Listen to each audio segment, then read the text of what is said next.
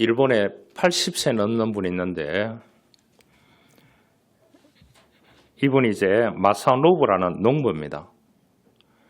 농부인데 이분은 이제 농사를 짓는데 자연농법의 대가로 세계적으로 이름난 사람 가운데 한 사람입니다. 그래서 이분은 이제 사무농법이라 그렇게 했습니다. 농약을 주지 않고 비료를 주지 않고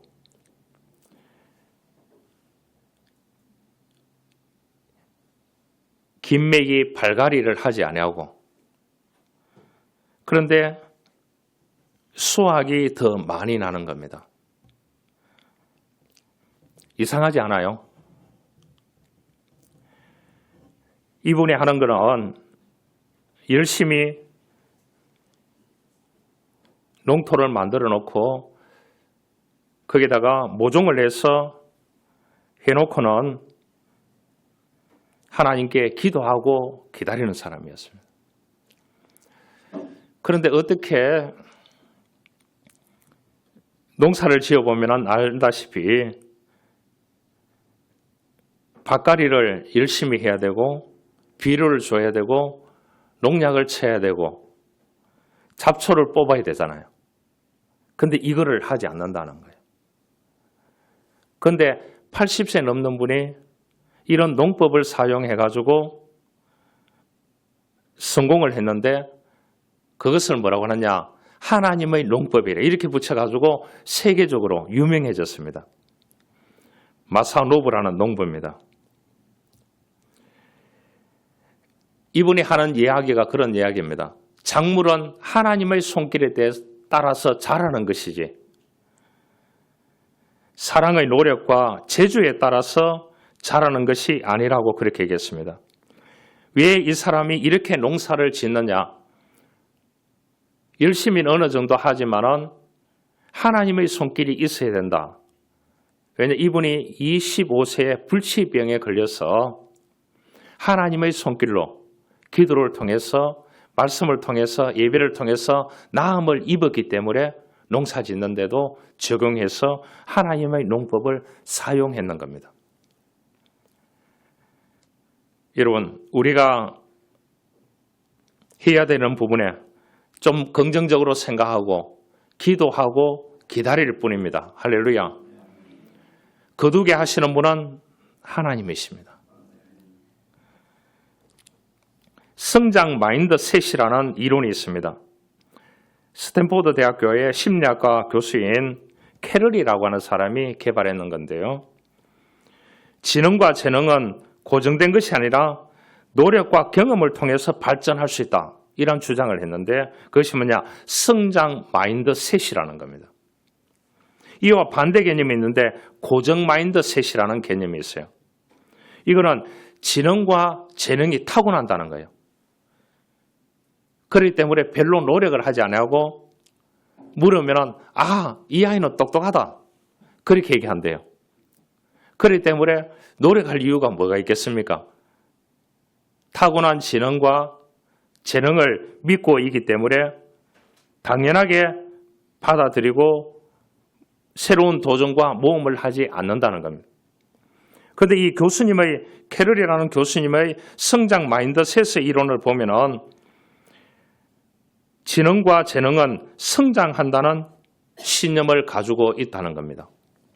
그래서 지금 내가 못하는 것은 당연하지만 앞으로 노력하면 성장할 수 있다. 점차 좋은 결과를 낼 수 있다. 노력하고 경험하고 모험하고 실패가 있어도 받아들이고 도전하는 자세, 노력과 실행, 실패와 실패에 대한 재해석, 타인의 성공을 통해서 배우고 기도하고 기다리면 성장 마인드셋이 된다. 이렇게 했는 게 이 스탠포드 대학의 심리학과 교수 캐럴이라는 교수님입니다. 여러분, 우리가 무엇을 안 하고 그냥 기다리는 것이 아닌 것입니다. 이 교수도 노력과 경험을 통해서 성장할 수 있다는 성장 마인드셋이 우리에게 있어야 되는 것입니다. 그래 놓고 기도하고 예배하고 말씀 보고 기다리는 것입니다. 할렐루야. 이게 그리스도인인 것입니다. 기다리는 사람이 있다는 것은 즐거운 일입니다. 기다릴 사람이 없다는 것은 불행한 사람입니다. 기다릴 자격이 없는 사람은 비참한 사람입니다. 기다릴 필요가 없는 사람은 죽은 사람입니다. 기다리다가 지쳐버리는 사람은 실패자입니다. 기다릴 가치가 없는 일에 기다리는 사람은 허무한 사람이고 한심한 사람인 것입니다.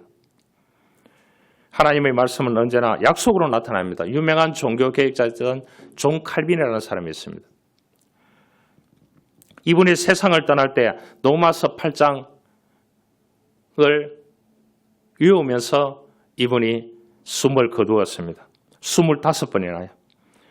현재에 당하는 고난은 장차 나타날 영광과 좋게 비교할 수 없도다. 마지막 숨을 내몰아쉬면서도 지금의 고통은 아무것도 아니다. 저 앞에 너무 귀한 하나님의 약속이 있다. 할렐루야. 우리가 그 믿음 가지고 살아가는 것입니다.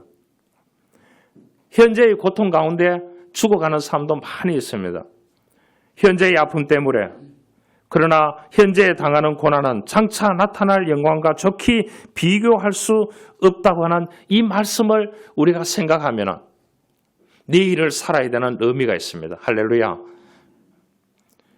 유대인들은 600만 명의 가스 챔버에서 죽었습니다.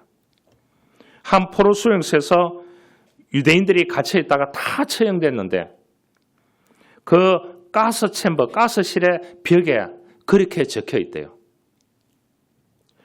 죽을 시간을 기다리면서 그들은 이렇게 노래했다고 합니다. 우리는 메시아가 오는 것을 믿고 있다. 그가 도착하는 것이 조금 늦어질 뿐이다.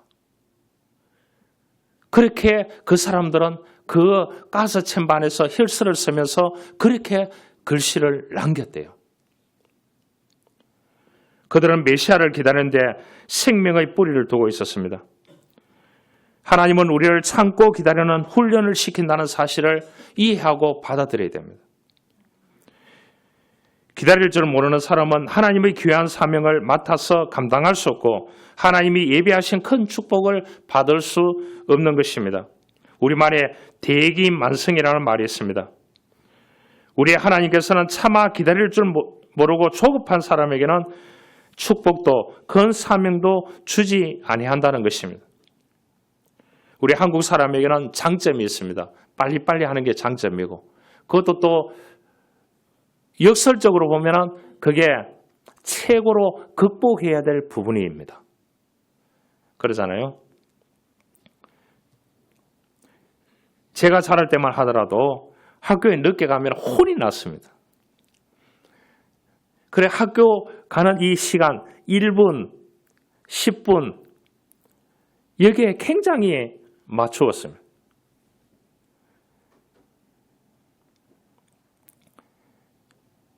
그런데 학교를 자전거를 타고 지나가려고 하면 제가 처음 믿는 그러한 교회가 있었습니다. 그 길을 거쳐가야 학교를 갈 수 있습니다. 동네에서 자전거를 타고 내려가면 그게 길목에 지키고 있습니다. 장로님과 목회자가 지키고 있습니다. 1시간 동안 기도하고 가라고. 학교 1시간 지각한다고 인생이 바뀌는 게 아니라고. 1시간 공부 안 한다고 인생이 바뀌는 게 아니라고. 그래서 기도하고 가려고 하면 1시간 일찍 출발해야 되는 거예요. 그런 중고등학교 6년 시절을 저는 보냈습니다. 6년 개근은 했지만은 지각은 여러 번 해서 벌도 많이 쓰고 매도 맞고 창피도 당한 적이 있습니다. 예수를 버리라고 하는 선생님이 공개적으로 그렇게 이야기를 했습니다. 야고보서에 보면은 형제들아 주의 강림하시까지는 길이 참으라. 보라 농부가 땅에서 나는 귀한 열매를 바라고 길이 참아 이른 비와 늦은 비를 기다리나니 너희도 길이 참고 마음을 굳게 하라. 주의 강림이 가까우니라. 그렇게 얘기했습니다. 마음의 동요 없이 농부가 이른 비와 늦은 비를 기다리듯이 우리가 무엇을 하려고 하면은 일관되게 하나님의 약속에 대해서 끝까지 지키고 기다리면은 오늘 18절에 말합니다. 그러나 여호와께서 기다리시나니 이는 너희에게 은혜를 베풀려 하시며 일어나시리니 이는 너희를 긍휼히 여기심이라. 그를 기다리는 자마다 복이 있도다. 세 단어가 나옵니다. 은혜, 긍휼, 복. 기다리는 자에게 이 세 가지 복을 준다는 겁니다. 세상도 그렇고 하나님을 믿는 믿음 안에서도 이 세 가지 복을 벗어나는 것이 있어요, 없어요? 없습니다. 하나님 믿으면 그냥 주시는 게 은혜입니다. 은혜로 해석하는 복을 줘요. 그 다음에 긍휼하심을 주시는 겁니다. 긍휼하심. 품어주신다는 거죠. 그 다음 뭡니까? 복을 주신다. 블레싱. 이 복은 뭐냐? 가지는 복이 아니에요. 이 복은 존재하는 복입니다. 존재하는 복입니다. 하나님이 주시는 복은 뭡니까? 계속 이어진다는 뜻입니다. 머물러 있다는 그러한 뜻이에요.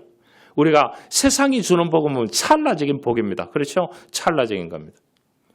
찰나적인 것을 기다리는 사람도 얼마나 많습니까?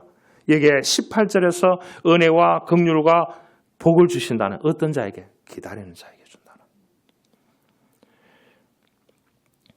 옛날 어느 마을에 인품과 덕망이 있는 부자가 살고 있었습니다. 이런 부자들 별로 없지요. 소유하는 부자는 다 일찍 죽어요. 역사적으로 보면은. 존재하는 부자들은, 나누어주고 존재하는 부자들은 다 또 오래 살더라고요. 그걸 보니까. 여러분, 이러한 부자가 있었습니다. 인품도 있고 덕망도 있고. 그 당시엔 거지가 많았기 때문에 이 거지들에게 지금 말하면 노숙자에게 점심을 주듯이, 노인들에게 점심을 주듯이 이 집에서 만들어서 주는 겁니다. 어려운 사람들에게. 어느 겨울 아침에 어린아이가 점심때에 오들오들 떨면서 뭐 한 개를 짊어지고 나타났는 거예요. 그런데 그 아이는 깡통을 들고 있었대요. 그 당시에 노숙자 아이라고 보면 되겠죠. 병풍 하나를 짊어지고 부자는 무슨 곡절이 있는지 이 아이를 불렀습니다. 불러서 물어보니까 아버지가 어떤 사람이냐고 물어보니까 자기 친구들이에요. 아버지가 엄청난 부자였대요. 그 친구가. 내가 장례식 때도 갔는데 어떻게 니는 이렇게 한단 말이에요? 산단 말이냐고. 재산이 그렇게 많았는데. 그렇게 하니까 형들이 다 빼앗아갔대요. 자기에게 준 게 이 접는 조그마한 병풍 한 개를 주면서 이 끈도 다 아버지가 맬 수 있게 해가지고 이것만큼은 너가 남에게 절대로 뺏기면 안 된다. 그렇게 얘기했대요. 유산을 다 나누어줬는데 형들에게 다 뺏겼다는 거죠. 그래 보니까 그 아버지가 내 친구라고. 짊어지고 있는 걸 내려놔보라. 내려놔보고 칼로 확 찢어보니까 그 안에 뭐가 있었느냐? 땅 문서가 있었대요. 그 아버지가 지혜로운 거죠. 형들이 다 뺏어갈 때문에 그 막내 아들에게 줄 수 있는 그런 뭐냐? 땅 문서를 거기다가 평풍에다 넣어가지고 줬는 겁니다.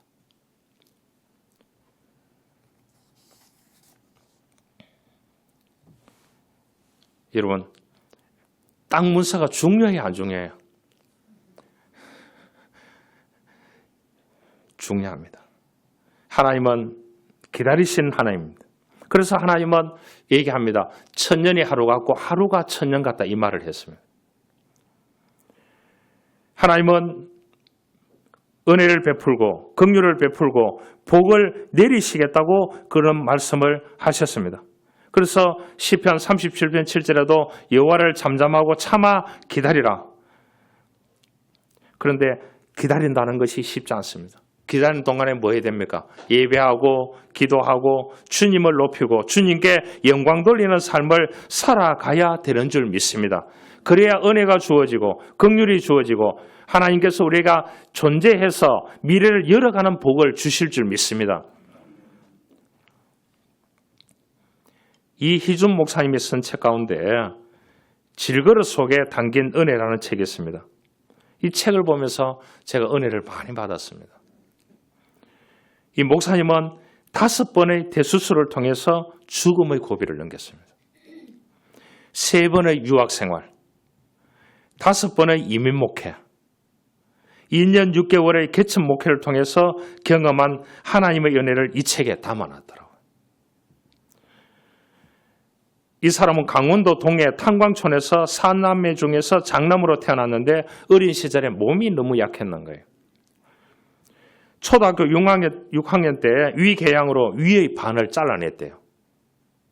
고등학교 1학년 때는 식도 정맥류에 의해서 이 출혈이 되니까 목숨이 위태로워졌는 겁니다. 그래서 또 큰 수술을 받았대요. 기적적으로 생명을 구할 수 있었지만은 내가 태어나서 담배 한 개 피우지 않고 술도 먹지 않았는데 왜 이런 사태가 나에게 주어지느냐. 그렇게 해가지고 원망과 회의를 느끼면서 고등학교 자퇴를 했습니다. 모든 것을 다 포기하겠다. 그래 꿈과 희망이 사라졌는 거예요. 몸도 온전치 않고 인생이 완전히 무너졌습니다. 그런데 간경화로 죽어가던 고모님이 예수 믿고 성령으로 충만함을 받고 병고침을 받았다고 해서 찾아왔는 거예요. 이 아이가 아프고 학교를 이제 끝냈다고 하니까 나 고모같이 너도 예수 믿고 병고침을 받고 인생다운 인생을 한번 살아보고 죽어야 돼. 안 되느냐. 이 말이 확 와닿았대요. 그래서 이 고모님을 따라서 교회를 나갔는데 예배하는 중에 성령 하나님께서 그 마음을 만져주셨대요. 그래서 그 순간 눈물 흘리면서 그 하나님의 만져주심의 은혜를 경험하고 난 뒤에 이 사람이 병도 다 낫고 그래서 이 사람이 신학을 하게 됩니다. 그 순간의 마음을 이렇게 고백했습니다. 어느 한순간 나는 그리스도인이 되어 있었습니다. 물과 성령으로 거듭난 새 사람이 되었습니다. 절망과 원망과 어둠은 물러가고 희망과 꿈이 내 마음속에 잉태되기 시작했습니다. 하나님이 나를 도와주시면 무엇이든지 할 수 있다는 자신감과 믿음이 생겨났습니다. 질병과 고난도 나를 구원하기 위한 수단이었다는 것을 깨닫고 나니 모든 것이 감사했습니다. 이렇게 고백해서 이 사람은 신학을 하고 유학도 하고 이민 목회도 하고 한국에 와서 개척교회를 경험하고 있는.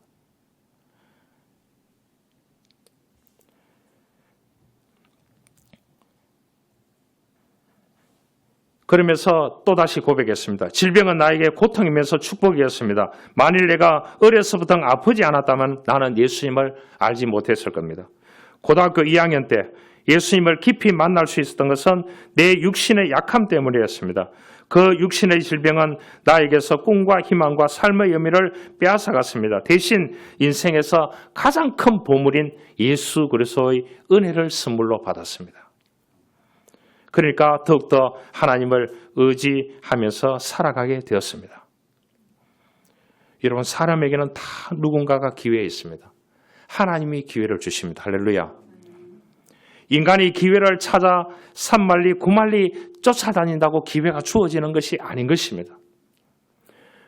그 시간에 기도하고 예배하고 말씀 가운데 가면서 기다리는 자에게 하나님은 은혜를 주시고 긍휼을 베풀어 주시고 복을 주시는 줄 믿습니다.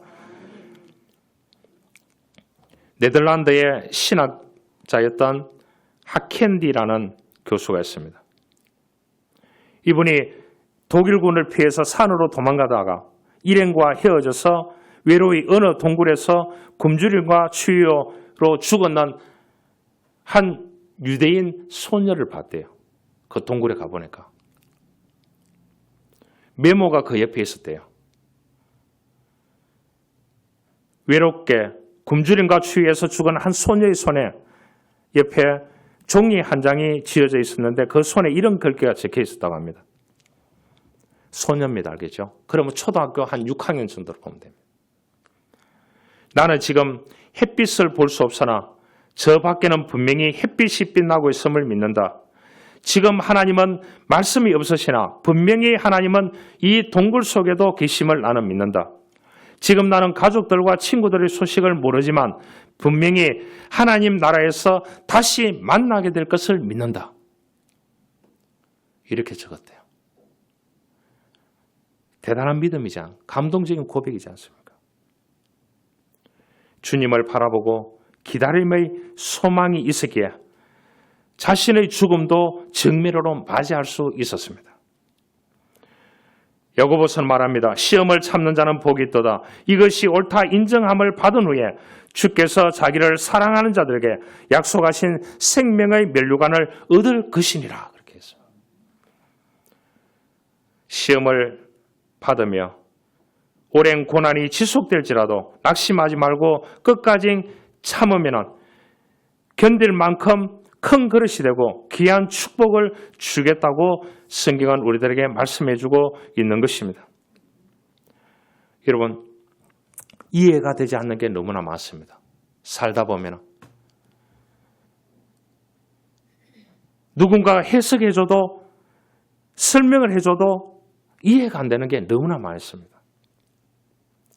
그냥 하나님을 믿고 그 믿음의 끈을 놓지 않고 기다린 것이 믿음입니다. 할렐루야. 하나님이 보이지 않을 때가 하나님을 믿어드릴 가장 적기입니다. 그때 우리를 구원하여 주십니다.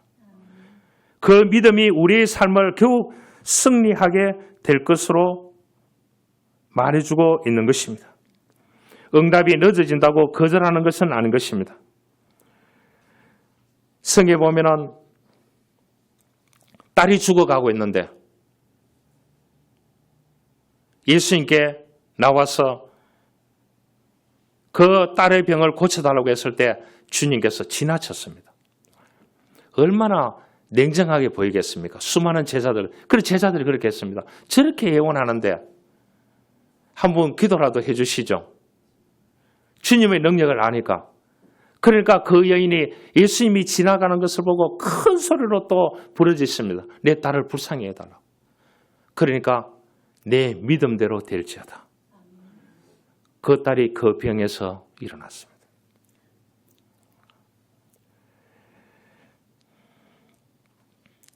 우리가 이 땅에 살면서 이해 안 되는 것, 설명되지 않은 것은 여호와께 맡기고 하나님만을 바라보고 기도하고 예배하고 말씀 가운데 우리가 기적을 기다릴 수밖에 없는 것입니다. 이것이 믿는 사람의 본분인 것입니다. 책 가운데 보면 광야를 살다라는 책에 나오는 내용입니다. 여러분, 여기에 책에 보면 그런 내용이 나와요.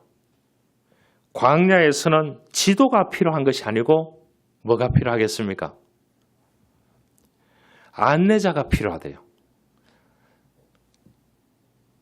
이 책도 참 은혜가 되는 책이에요. 여러분, 광야에서는 지도가 필요한 것이 아니라 안내자가 필요하다는 거예요. 광야에서는 이정표가 되는 건물이나 산이나 나무가 없기 때문에 지도를 그릴 수가 없다는 겁니다. 그래서 광야에서는 지도는 종이가 아니라 사람입니다. 광야를 잘 아는 사람, 그 사람이 지도이고 그 사람을 따라가야 길을 잃지 아니한다는 겁니다. 우리 인생도 지도를 보고 가면 가는 길을 잃어버립니다. 인생은 제대로 된 지도를 그릴 수 없기 때문입니다. 내일 여러분 어떻게 펼쳐질지 알아요? 모르는 것이죠. 우리 인생을 가장 잘 아는 안내자가 필요합니다. 누구세요? 길이요 진리요 생명 되시는 구주 예수 그리스도입니다. 그분이 우리에게 필요합니다. 그분을 의지하고 우리가 그분이 은혜를 베풀어주고 그분이 긍휼함을 베풀어주고 그분이 우리에게 복을 주시는 분입니다. 그분을 의지하고 믿음으로 살아가는 것이 그리스도인인 것입니다. 할렐루야. 밀러라고 하는 사람이 썼는 책 가운데 하나님과 브릿지라는 책이 있습니다. 하나님과 연결. 어떻게 하면 하나님과 연결되는지 그 책에 나오는 이야기를 한 가지 하겠습니다. 한 동네에 나이트클럽의 문을 열었습니다. 그 작은 마을이에요. 바로 교회 옆에. 그래서 교회에서 어떻게 하느냐?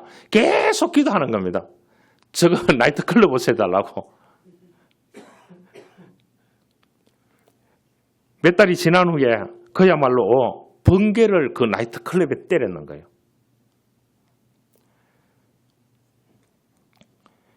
실화입니다. 알겠죠? 이 책이 실화입니다. 밀러라고 하는 사람이 썼는 하나님과 연결이라는 책에 보면은.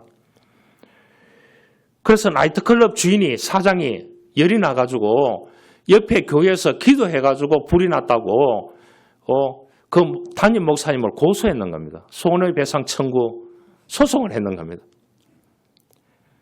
그래서 이제 법정에 갔습니다. 판사가 그런 말을 했습니다. 목사님, 교인들하고 기도해서 이 나이트클럽에 불이 났다는데 이거를 받아들이고 손해배상 할 겁니까? 이렇게 물으니까 교인들하고 정인 출석했는데 우리는 그런 사실이 이제 그렇기 때문에 불이 나는 건 아니라고. 그렇게 얘기하니까 그 나이트클럽 사장은 저기서 계속 기도했기 때문에 그 기도대로 불이 났다는 거예요. 그러니까 재판장이 판결을 내리기가 너무 힘이 드는 겁니다. 누가 범죄했든지 간에 나이트클럽 주인은 기도의 능력을 믿는데 판결을 이렇게 했습니다. 교회의 교인들은 기도의 능력을 믿지 않고 있으며 오히려 기도의 능력을 부인하고 있는 것 같습니다. 판결문을 이렇게 내렸는 거예요. 여러분, 기도하고 기다리면은 하나님은 그 약속된 가운데 그 약속의 은혜를 응답하여 주실 줄 믿습니다. 성경에 보시면은 아브라함에게 25년, 야곱에게 12년, 요셉에게 13년, 바울에게 12년 쭉 보면은 다 10년이 넘어서 응답을 주시더라고요. 그래서 묵시는 정한 때가 있나니 비록 더딜지라도 기다리라.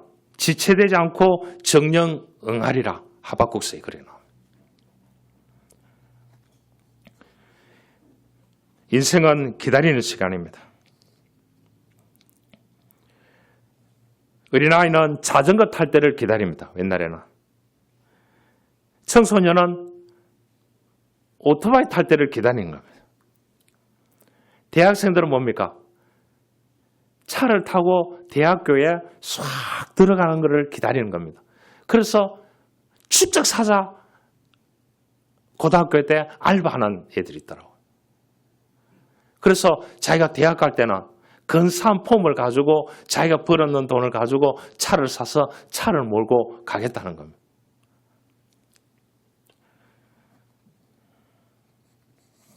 여러분, 어떤 쪽이든지 간에 자신이 하고 있는 일에 기도하고 기다려야 됩니다.